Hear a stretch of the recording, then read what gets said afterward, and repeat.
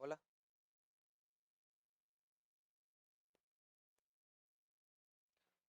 Sí, hola. Sí. Buenas noches, amada iglesia. Vamos a meditar en esta noche sobre el amor de Dios y su bondad. Y quiero nuevamente encomendarnos al Señor en oración. Eh, Santo y soberano eres tú, Dios. Nunca nos cansaremos de pedir tu dirección, porque la labor a la cual me has llamado en esta noche es una labor espiritual, que requiere de tu asistencia y de tu obra. Que tu Espíritu Santo de verdad obre en nuestros corazones, llevándonos a someternos a tu señorío y nuestra voluntad sea humillada, sea dispuesta y rendida a tus pies. Te pido, Señor, junto con esta congregación, que nos hables y pongas en nosotros el deseo no solamente de escuchar tu mensaje, sino de obedecerle. Y más aún cuando estamos desentrañando un poco de tus perfecciones. Todo sea para la gloria de nuestro bendito Jesucristo. Amén. Nunca llegaremos a los rincones del universo para encontrar el límite de Dios, así como nunca podremos introducir todo el océano del planeta Tierra en un pequeño vaso. A eso se le llama la incomprensibilidad de Dios. Dios es demasiado grande como para meterlo en un saco, demasiado profundo como para encontrar su fondo. Dios es demasiado complejo como para desenredar todos sus hilos. Pese a ello, la palabra de Dios nos muestra que la sublime labor y el gozo del cristiano está en conocer a Dios, en conocerle un poco más. De hecho, Jesús lo dejó muy claro en Juan 17:3, como la misma definición de vida eterna. Me parece precioso cuando la palabra de Dios nos ofrece ese tipo de definiciones que deben guiar nuestra vida. ¿Qué es la vida eterna sino conocer a Dios? ¿Qué es la vida eterna sino disfrutar de la presencia y de la comunión con el Hijo? Así que quiero presentarles el gozo que hay en estudiar lo que Dios ha revelado de sí mismo en las Escrituras y entender un poco de las descripciones que hace de sí mismo. Este año, tanto en el momento en que celebramos la Reforma como nuestro aniversario, hemos querido llamar a la congregación a conocer a su Dios, con los atributos o con las perfecciones que hemos expuesto. Decir Dios es bueno, decir Dios es amor, puede que parezcan descripciones de conocimiento general. Cualquiera puede decir, yo sé que Dios es bueno, yo sé que Dios es amor, porque las personas hacemos demasiadas suposiciones respecto al amor y respecto a la bondad. Escuchamos frases como, cada quien tiene su propia bondad. O alguien alguna vez pudo haber dicho, todo muerto es bueno. O todos somos buenos. O el hombre nace bueno. Si Dios es bueno, nadie irá al infierno. Frases que usted puede escuchar. Y ni qué decir del amor. Escuchamos el amor todo lo puede. El amor de Dios es para todas y cada una de las personas. Por lo tanto, nadie será castigado eternamente. Escuchamos Dios ama al pecador, entre muchas otras ideas. Pero como cristianos debemos tener una idea correcta de quién es nuestro Dios y un equilibrio saludable de sus perfecciones. Solo así podemos adorarle como es debido, relacionándonos con mayor sabiduría y viviendo una vida piadosa. Así que vamos a ver estos dos atributos, la bondad y el amor. Empecemos con el Salmo 100, versículo 5. Porque Jehová es bueno y para siempre es su misericordia y su verdad por todas las generaciones. Dios es bueno. Podemos decir que Dios es el bien supremo. Él es quien tiene la mayor definición de bondad que el hombre pueda conocer. Hay una perfección tan absoluta en su naturaleza que nada le falta. No hay ningún defecto. Nada puede mejorarla, lo cual ya se ha estudiado. Así que la bondad de Dios es eso elevado a lo sumo. Dice el hermano Thomas Manton. Él es originalmente bueno. Él es bueno en sí mismo, como nadie más lo es. Todas las criaturas son buenas solamente por participación y por la comunicación de la bondad de Dios. Él es esencialmente bueno. No solo bueno, es la bondad misma. La bondad de una criatura es una cualidad añadida, pero en Dios es parte de su esencia. Él es infinitamente bueno. La bondad de la criatura no es más que una gota, pero en Dios es un océano infinito repleto del bien. Cantó el salmista en el Salmo 119, versículo 68. Bueno eres tú y bienhechor. Veamos la bondad de Dios entonces en lo que Él hizo, en la creación y en cómo la sustenta. Partamos desde Génesis, principios. Génesis capítulo 1. Aparece por primera vez la palabra bueno. Dijo Dios, hágase la luz, y fue la luz. Y vio Dios que la luz era buena. Y separó Dios la luz de las tinieblas. En el día segundo hizo una separación y luego vuelve a decir Dios, y vio Dios que era bueno. Y luego en el versículo 12, en el versículo 18, en el versículo 21, versículo 25, 6 veces va diciendo Dios es bueno. Y al final, en el versículo 31 de Génesis 1, vio Dios todo lo que había hecho. Y he aquí que era bueno en gran manera.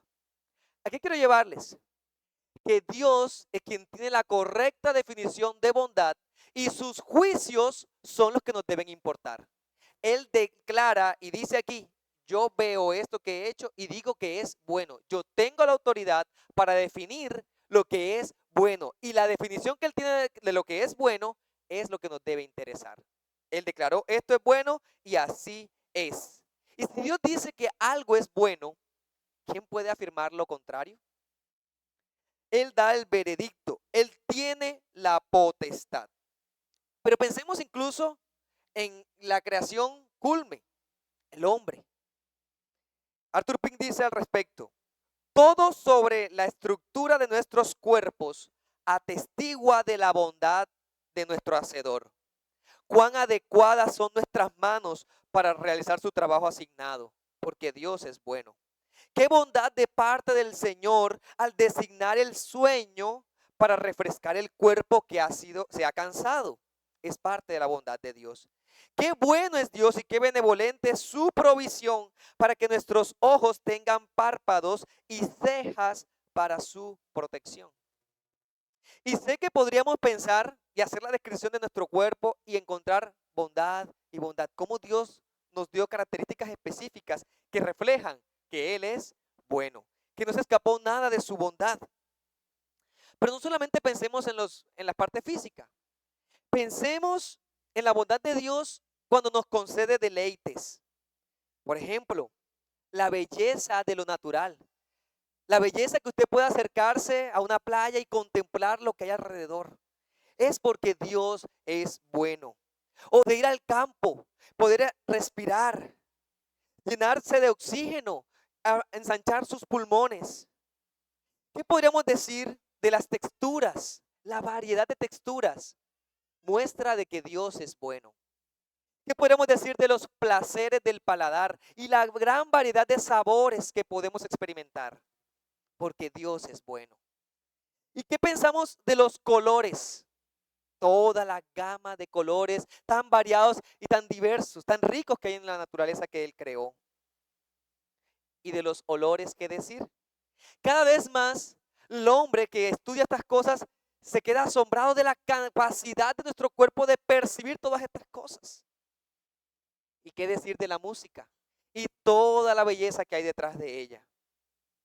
Hermanos, damos por sentado las cosas que tenemos, que comemos, que olemos. Dios pudo crear un mundo insípido para nuestra percepción y solo disfrutarlo Él. Pero no fue así. Él no restringió nuestra capacidad para disfrutar de lo creado.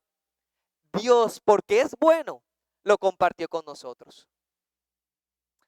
Ahora pensemos en cómo sostiene la naturaleza. Durante años, y a la ciencia en lo que ha avanzado, ha podido comprender un poco más lo que nos rodea. Ha podido estudiar los ciclos de agua, de nitrógeno, de oxígeno, los ciclos planetarios, estaciones y demás.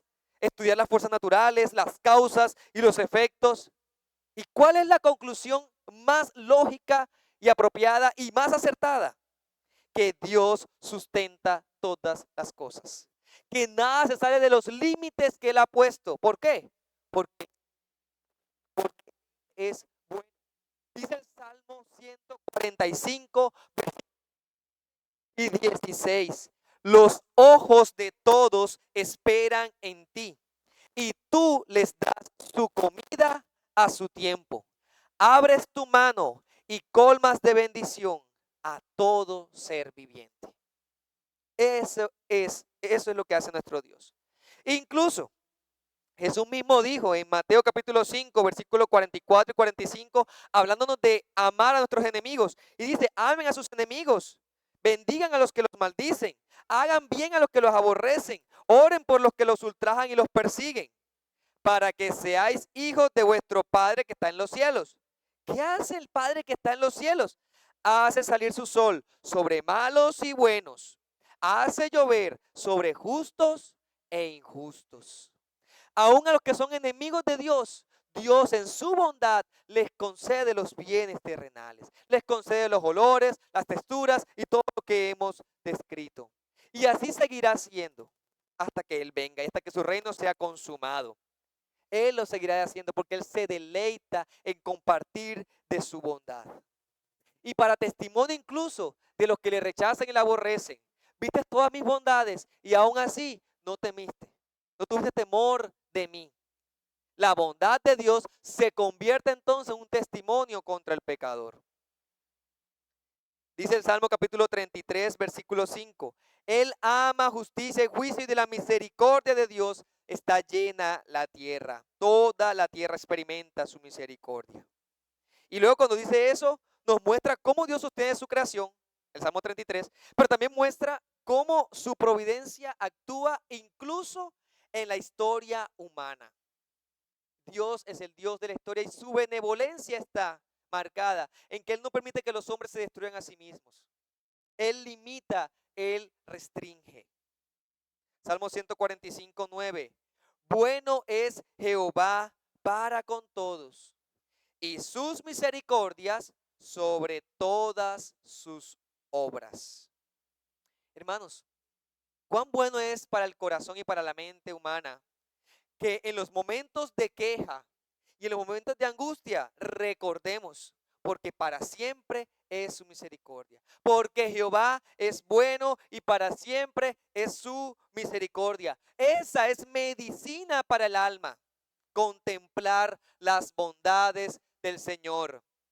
Recuerda al salmista en el capítulo 103, alma mía bendice al Señor y no olvides ninguno de sus beneficios, muestras de su bondad, muestra de su bondad.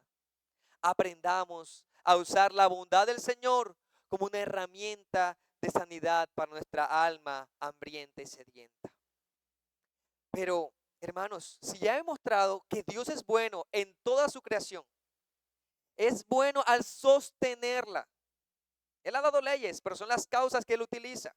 Causas secundarias podríamos llamar. Pero pensemos un poco en la transgresión del ser humano, en el pecado y en la rebelión del ser humano. Dios es bueno. Dios bien podría haber privado al hombre, a su criatura, a sus criaturas caídas de todas las bendiciones, de todos los consuelos y de todos los placeres, porque el hombre desafió la soberanía de Dios. El hombre se rebeló contra él. El hombre en esencia decidió conocer lo que es bueno, o sea, el bien y el mal por su propia cuenta. ¿Recuerdan eso? En Génesis 3:4 la serpiente le dijo a la mujer, no moriréis. ¿Sabe Dios que el día que comáis de él, hablando del fruto, serán abiertos vuestros ojos y seréis como Dios, sabiendo el bien y el mal? Dios había dicho a Adán lo que es bueno. Él le había dado su ley. Por defecto, el mal sería todo lo contrario a su buena ley.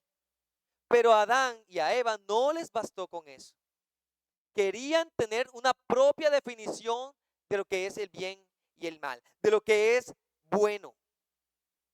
Y por eso dice en Génesis 3:6, y vio la mujer que el árbol era bueno para comer. Eso lo dice la mujer.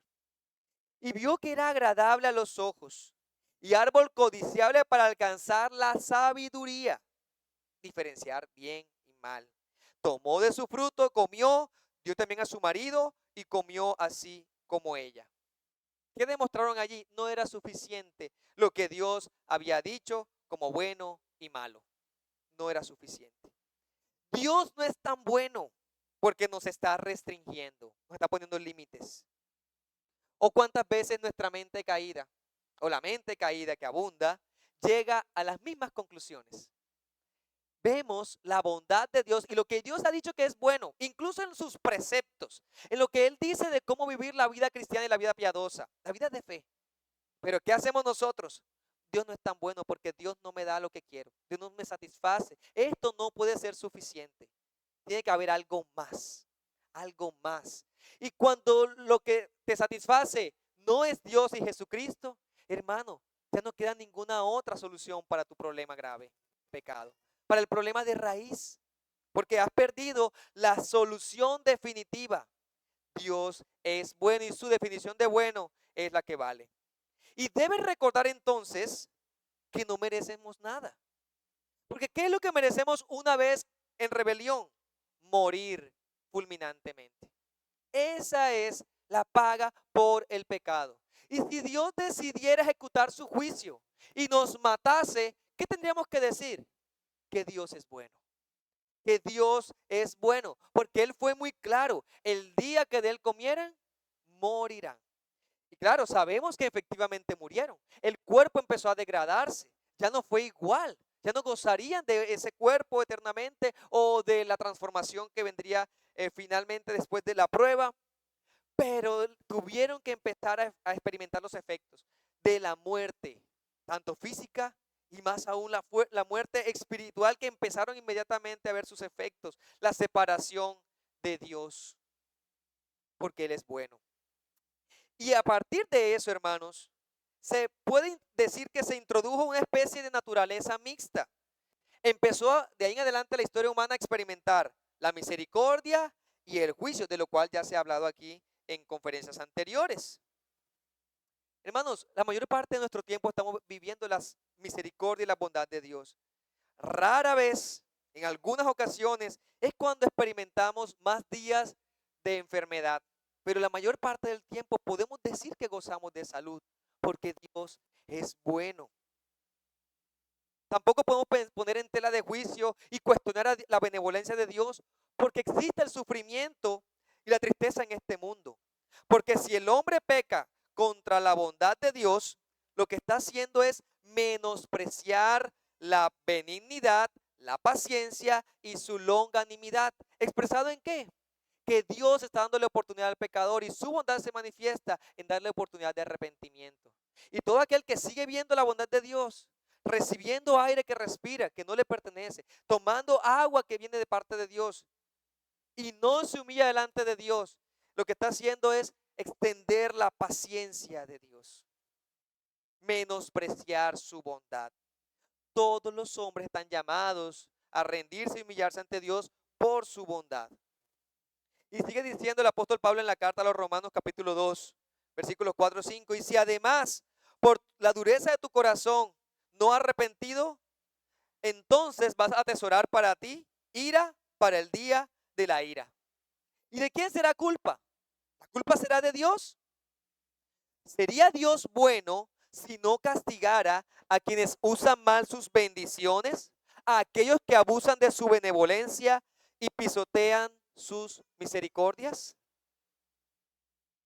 ¿Cuántas veces la definición que tenemos de bondad o de lo que es bueno, lo que consideramos bueno, provechoso para mí, no termina siendo una ocasión para pecar? Y más bien tenemos que someter y decir, Señor, lo que tú consideres bueno, eso es lo que yo necesito. Dame de lo que tú sabes que es bueno para mi vida, porque yo necesito seguir aprendiendo, porque yo necesito seguirme humillando más y entender lo que tú dices que es bueno. ¿Y qué va a pasar, hermanos? El día cuando el Señor libere a la tierra de los que violaron sus leyes, de los que desafiaron su autoridad, de quienes se burlaron de sus mensajeros, de los que despreciaron a su Hijo, o de los que persiguieron a los que anunciaban y testificaban. ¿Qué pasará el día que Dios los castigue a todos ellos? ¿No será un simple reflejo de que Dios es bueno? Dios es bueno cuando se ejecuten sus juicios. Pero veamos un poco más la bondad de forma más esplendorosa en la venida de Jesucristo. La bondad de Dios se expresa de una manera brillante cuando Cristo vino a este mundo. Cuando el Hijo de Dios, nacido de mujer y nacido bajo la ley, como dice en Gálatas capítulo 4, versículos 4 y 5, hizo eso y se humilló para redimir, rescatar, o sea, liberar a los que estaban bajo la ley, para que podamos ser llamados hijos suyos. ¿Esa no es una gran bondad de Dios? Él mismo humillarse a ser como una de sus criaturas.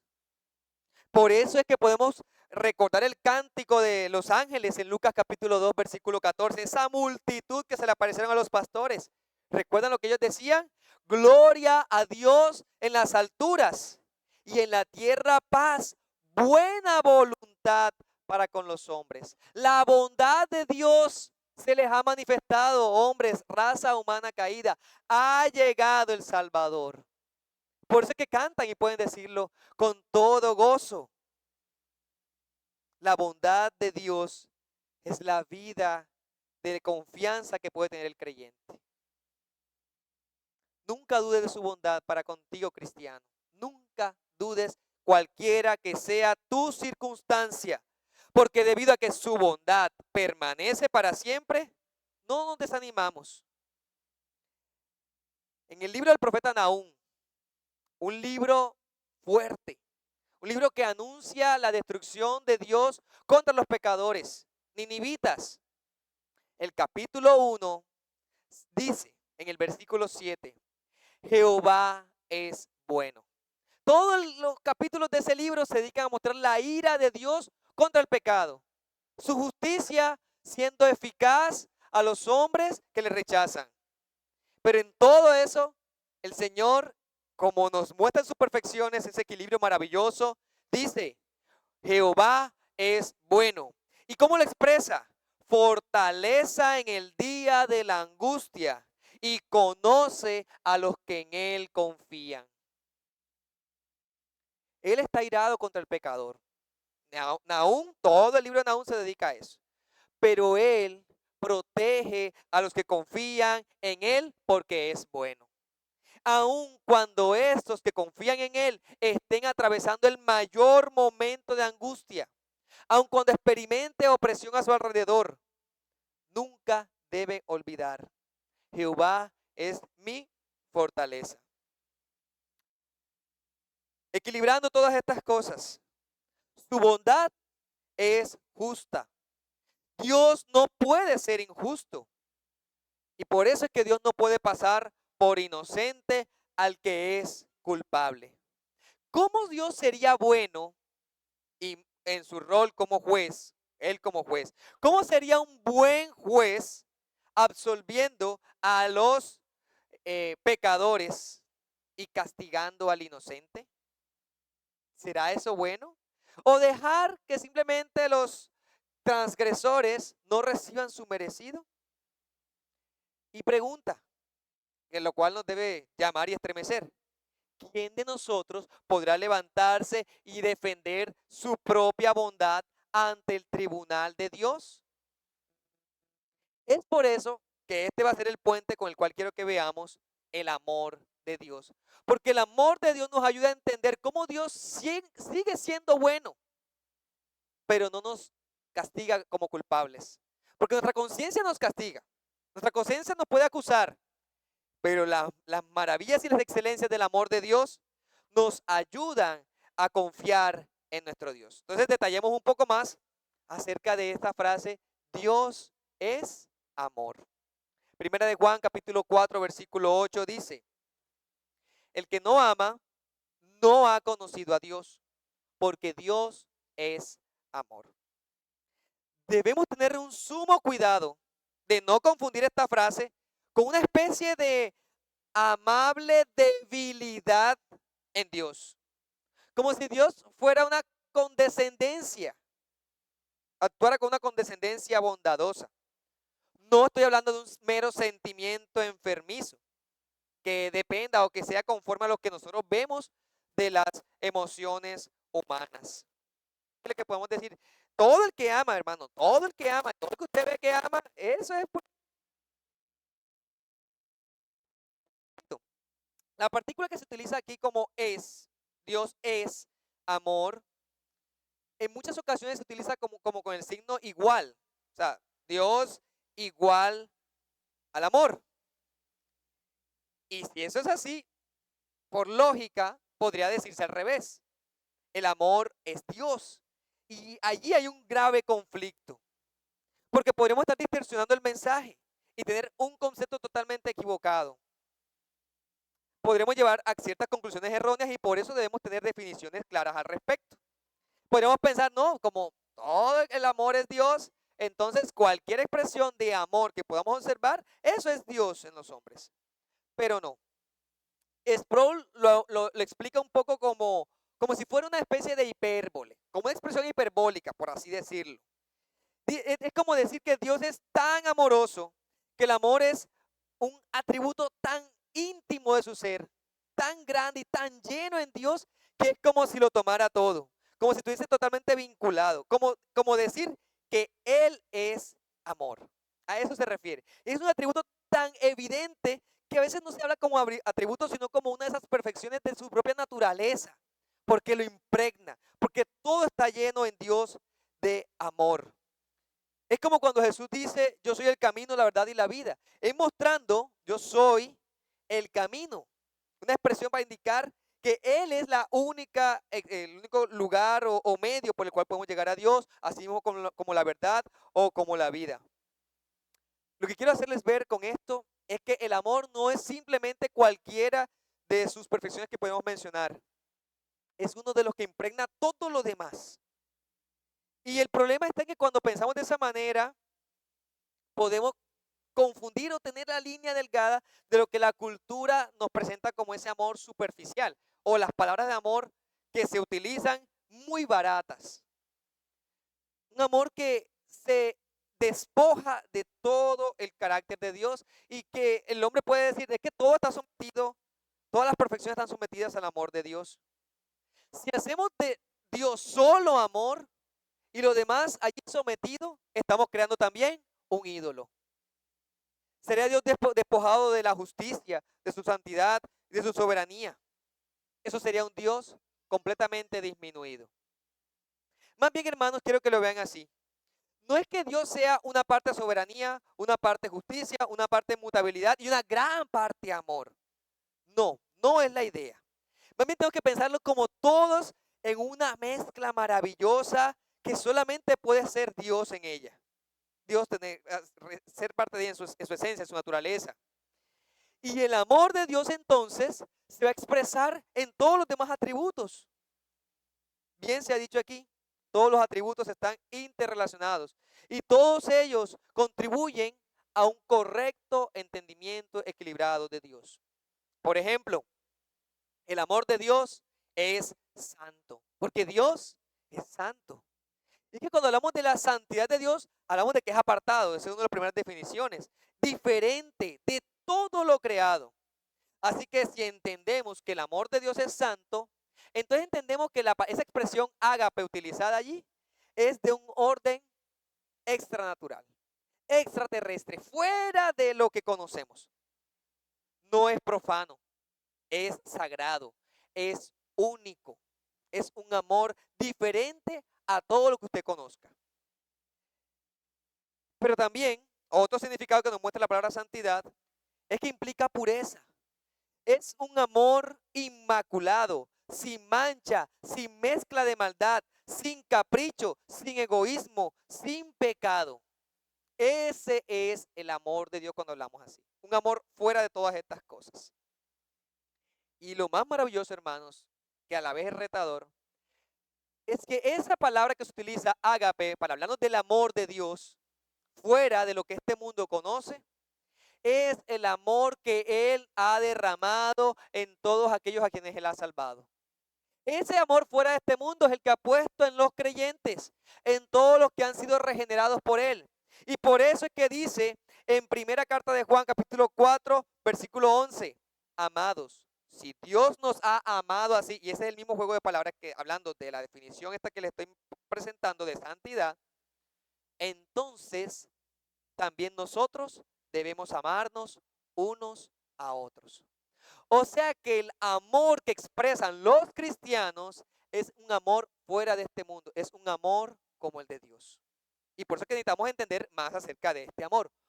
Hasta este punto, un amor santo, un amor santo. El amor de la madre cristiana hacia sus hijos es un amor santo. El amor del esposo a la esposa en Cristo es un amor santo. Y así podemos ir sacando el amor que nos podemos expresar como cristianos ahora, es un amor santo. Pero también es un amor, el amor de Dios, es un amor que no está influenciado. ¿Y esto qué quiere expresar con esto? Y estoy tomando en esta parte de Arthur Pink, en su libro Los atributos de Dios. Él dice que no existía nada en la criatura que lo atrajera o que lo impulsara a amar. Que la única razón por la que Dios ama a alguien es por su propia voluntad. Porque Él así lo quiso. No por nada en la criatura. Dice el Señor en Deuteronomio capítulo 7, versículos 7 y 8. No por ser vosotros más que todos los pueblos os ha querido Jehová y os ha escogido.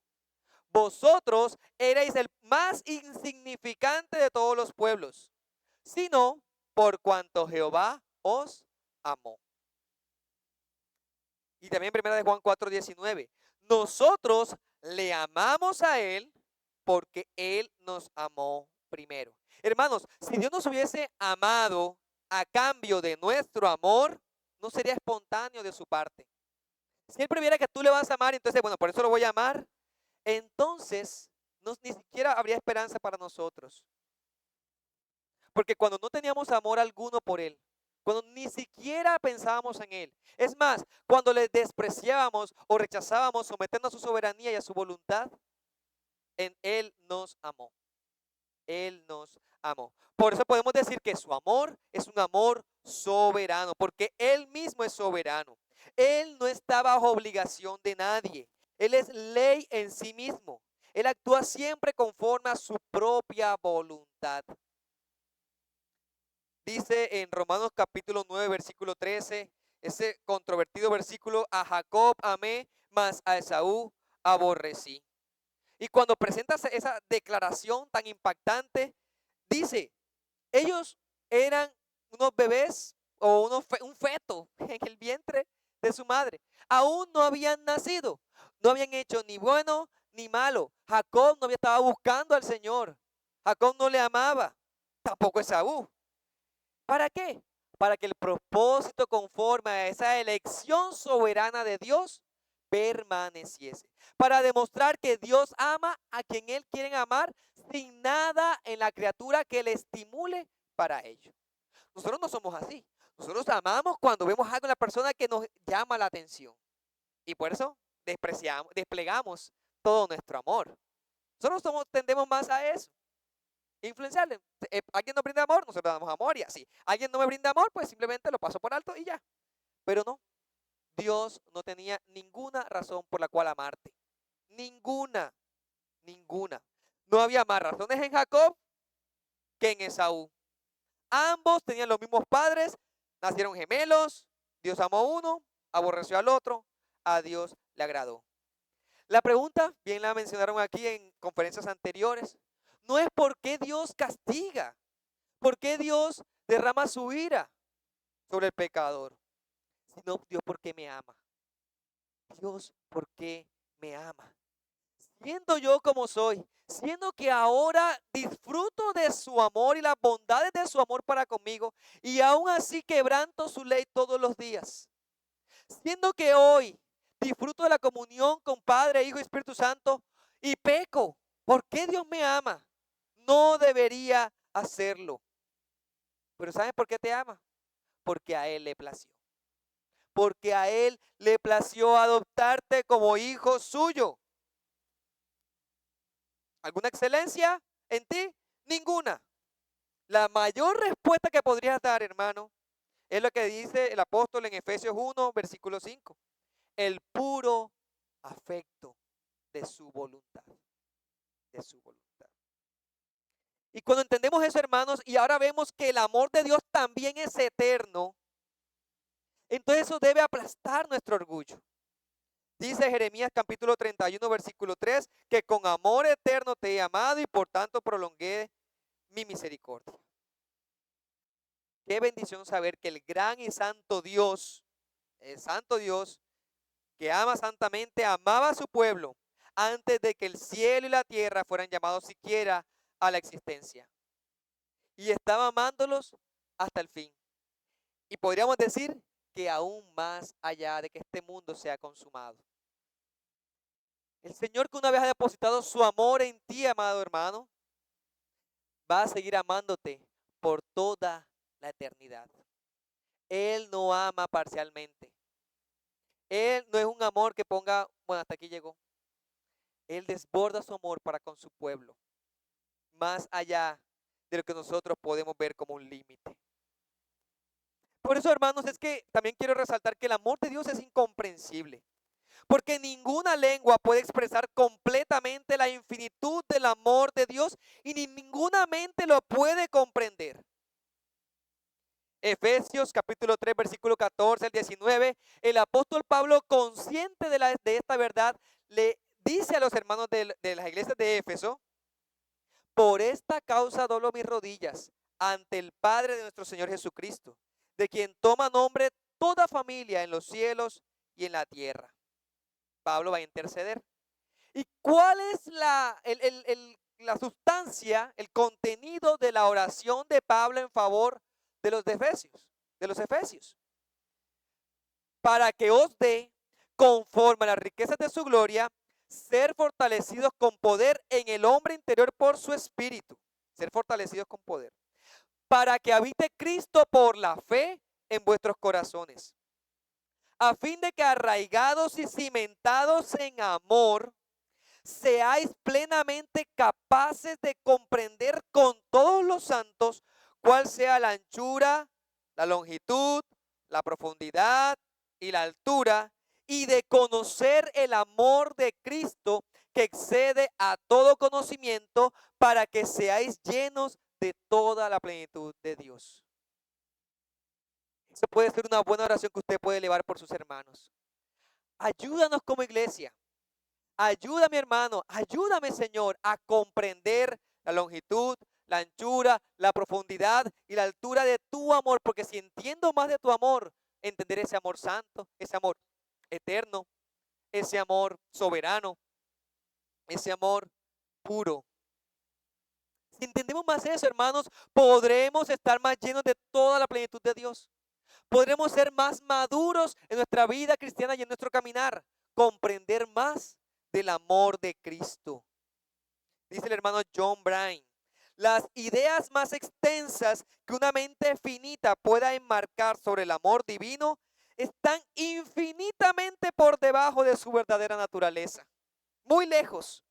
La bondad de Dios está más allá de los conceptos más elevados que puedas tener de Él, tanto como el cielo está por encima de la tierra. Es un océano que crece más alto que todas las montañas de oposición que hay en aquellos que son objetos de amor, de amor. Hermanos, el amor de Dios fue la causa que impulsó la encarnación de Cristo. Bien dice el texto de Juan capítulo 3, 16. De tal manera amó Dios al mundo que ha dado a su Hijo unigénito. Cristo no murió para hacer que Dios nos amara. Él murió porque amaba a su pueblo.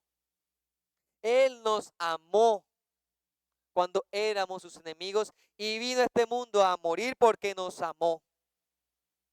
Ese es el asunto. Así como el amor de Dios por Cristo, el amor de Dios por Cristo no impidió que los hombres entonces le escupieran, lo golpearan, entonces nosotros tampoco debemos cuestionar el amor de Dios cuando estemos afrontando situaciones similares de aflicción entonces. Si Dios en amor por su pueblo entregó a su Hijo para que fuese vituperado y escarnecido, y eso era parte de la demostración de su amor, no dudemos cuando nosotros mismos padezcamos este tipo de aflicciones terrenales. Dios nos sigue amando. Así como Dios nos ama, es la manera como Él ama a Cristo. Esa es la medida que debes tener en cuenta. ¿Quieres saber cuánto Dios te ama? Estudia y conoce y llénate de la convicción de la palabra, para que el mundo conozca que tú me enviaste y que los has amado a ellos como también a mí me has amado. ¿Cuánto te ama Dios? ¿Cuánto ama Dios a su Hijo? Juan 17, 23. El Calvario entonces es la demostración suprema del amor divino. Así que siempre que tengas tentación de dudar del amor de Dios, regresa al Calvario, a la obra de Cristo. ¿Qué más podemos ver del amor de Dios entonces? Que el amor de Dios disciplina. Recuerden que Él es puro, Él es santo. Y como buen padre, ama a sus hijos. Hebreos 12:6. El Señor al que ama, disciplina y azota a todo el que recibe por hijo. Porque hermanos, Dios no va a ignorar el pecado de sus hijos. Él no ignora nuestros pecados. Él, como es puro, no puede verse con ninguna mezcla de sentimentalismo del cual hoy podemos escuchar. Yo a mi hijo no lo azoto porque lo amo. Entonces no conoces el amor del Padre. Porque el amor del Padre dice, yo amo y azoto y disciplino al que tengo por hijo. Porque no lo azoto por capricho, recuerden, es un amor santo, es un amor bueno, es un amor justo. ¿Por qué lo azoto? Para librarle de su pecado, de su pecado. Así que nosotros como hijos de Dios, que entendemos el amor de Dios y el amor del Padre, hacemos eso con las mismas razones y las mismas expectativas. Jamás maltrataremos a nuestros hijos. Jamás derrocharemos nuestra ira pecaminosa sobre nuestros hijos.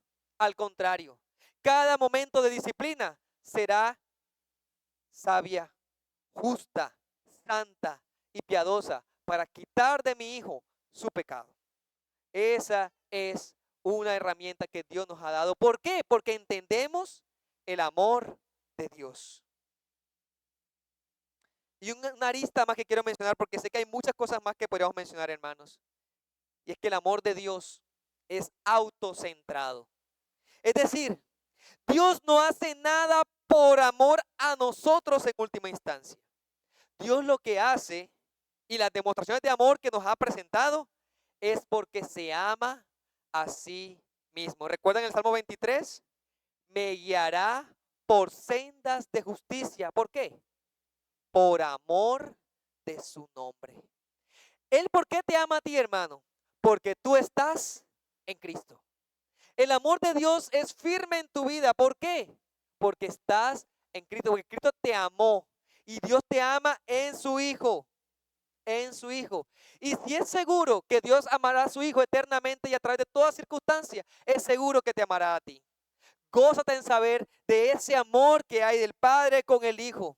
Porque en ese amor se sustenta nuestra seguridad y nuestra confianza como hijos suyos. El Señor me ama. ¿Y por qué sé que me ama? Porque ama a su Hijo en quien he puesto mi esperanza y mi confianza. Hermanos, eso nos llena de gozo, eso nos llena de alegría. Por eso que podemos concluir que este amor no es un amor natural. No lo puede ser. No estoy hablando entonces, hoy no hablé de Dios como amor, como el amor que usted puede ver en cualquier ser humano, de una madre con su hijo, del esposo con la esposa. No de ese amor estamos hablando. Estamos hablando de ese sublime amor de Dios que ha sido derramado a los creyentes. Y solo los creyentes pueden amar de esa manera. Lo que también deja ver, hermano, como una conclusión y aplicación para tu vida, es que no pongas excusa para amar a alguien diciendo que no puedes. Porque ya el amor de Dios se ha derramado en tu vida. Si tú estás convencido, si has profesado fe en Jesucristo como tu Salvador, como tu Señor, como el que te ha rescatado de los pecados, puedes amar. Toda raíz de amargura, de rencor, lo que sea, está sometido al señorío de Cristo. Si has comprendido el amor de Dios, si lo has comprendido. No es natural. No te esfuerces por ti mismo, porque no podrás, porque no es de este mundo. Es un amor que solamente entienden los que conocen el amor de Dios en su vida, los que han experimentado esa salvación. Le pertenece a Él, porque le amamos a Él, porque Él nos ha amado, entonces podremos amarnos unos a otros. Eso no es lo que dijo Juan en su primera carta. Por eso es que tú, ¿cómo puedes decir que amas a Dios y aborreces a tu hermano? Eso no es compatible. No es compatible. No puede ser así, hermanos. Es un amor santo. El Señor nos ayude. Nos ayude a amarle como Él nos ha amado. Nos ayude a corresponderle como Él se ha dado por nosotros. Nos ayude a adorarle por sus perfecciones y tener una visión equilibrada de quién es Él. Pero también le digo, si hay alguno aquí que tenía una concepción equivocada o una visión borrosa del amor de Dios y de la bondad de Dios, hoy te digo, confiesa ese pecado de idolatría de tu corazón delante de Dios. Confiesa y humíllate delante de Él. Arrepiéntete de hacer un Dios a tu imagen o a imagen de este mundo. Y una vez en arrepentimiento y en fe en Jesucristo, confía que en la cruz pagó el precio por esa rebelión, por ese mal pensamiento, por esa desobediencia. Ven al Señor y Él ha prometido que Él es fiel y que Él es justo para perdonar tus pecados y librar de toda maldad. Uno de los grandes cuestionamientos es, ¿cómo puede ser Dios justo y librarme de toda maldad? ¿Cómo puede vindicarse la justicia de Dios absolviendo al culpable? Por el amor de Dios para todos aquellos que confían en Él. Y Él es justo entonces, porque cuando creemos en Jesucristo y su amor ha sido derramado para con nosotros, Él nos ve ahora y nos ama ahora en Cristo. ¿Qué ve en nosotros? Su justicia, la justicia de Cristo. ¿Qué ve en nosotros? Ya no ve aborrecimiento, ve amor.